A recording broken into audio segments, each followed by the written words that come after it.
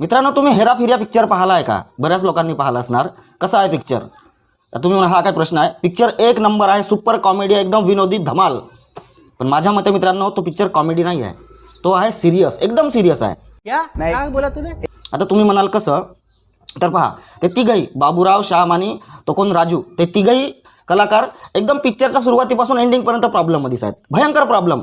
मग पैशाची प्रॉब्लेम असो, हे प्रॉब्लेम ते प्रॉब्लेम, त्या व्हिलनचा प्रॉब्लेम असेल, सगळे प्रॉब्लेम. ते हिऱ्याच्या मागे धावत आहेत, कुठे कुठे धावत आहेत, सगळे प्रॉब्लेममध्ये आहेत. अरे कहना क्या चाहते हो? आता आपली मानसिकता अशी झालेली आहे की दुसऱ्यांना प्रॉब्लेममध्ये पाहून आपल्याला हसू येते. ही खरी गोष्ट आहे. आता कसं म्हणाल तर पहा, तुम्ही इश्क पिक्चर पाहिले, त्या इश्क पिक्चरमध्ये सगळ्यात कॉमेडी सीन कोणता? तर उत्तर आहे ते दोघं जण पाईपावर लटकलेले असते आणि तिसरा एक ते मुकाबैरा व्यक्ती तो पाईप कापत असते. वाह क्या सीन है! ते पाहून आपल्याला हसा येते.